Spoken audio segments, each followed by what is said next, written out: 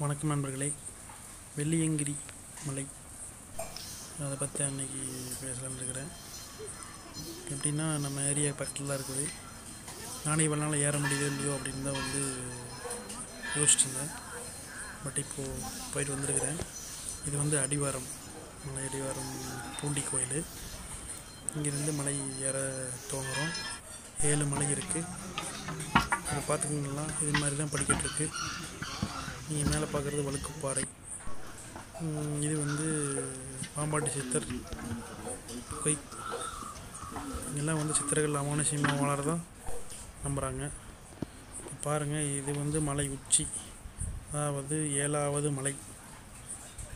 இங்கெல்லாம் எப்படி இருக்குன்னா, கொஞ்சம் தூரம் லேசாக கல்லை கொண்டு படிக்கட்டு அமைச்சிருக்காங்க. மீதியெல்லாம் காட்டுப்பாதை, அதாவது மண்ணும் புல்லும் நிறைஞ்ச பகுதி தான். ஏறதுக்கு விருப்பம் இருக்கிறவங்க, ஆண்டவனை தரிசிக்க விரும்புபவர்கள் நிச்சயம் அந்த கோயிலுக்கு போயிட்டு வரலாம். எல்லாத்தையும் கடந்து 7 மலையை கடந்து போகும்போது அசாத்திய நிம்மதி கிடைக்குது. பாருங்கள், இது மலை உச்சி. போனீங்கன்னா கஷ்டத்துக்கு உண்டான பலன் கிடைச்ச மாதிரி இருக்கும். ட்ரை பண்ணி பாருங்கள்.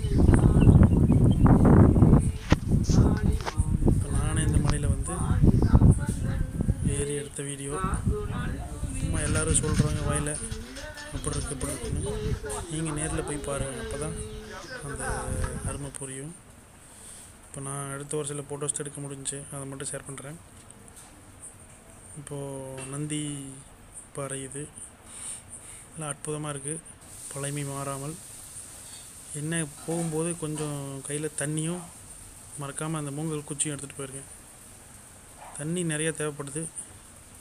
இது விநாயகர் மேலே உச்சியில் இருக்கிற விநாயகர் கோயில். பார்த்து பொறுமையாக மலை ஏறி சாமி கும்பிடுங்க. கூட யாராச்சும் கூட்டிகிட்டு போகிறது நல்லது. கொஞ்சம் உடம்பு சரியில்லாதவங்க, இந்த ஹார்ட் பேஷண்ட்ஸ், இவங்கெல்லாம் நிச்சயமாக போக வேண்டாம். ஏன்னா அங்கே போனதுக்கப்புறம் தான் தெரியும் எப்படி இருக்குன்னு. ஆசைப்பட்டு போகிறோம் ஃபஸ்ட் டைமு. அதனால் எல்லோரும் கொஞ்சம் யோசிச்சுட்டு போங்க. மனோதிடம் உள்ளவங்க தாராளமாக போகலாம். நன்றி.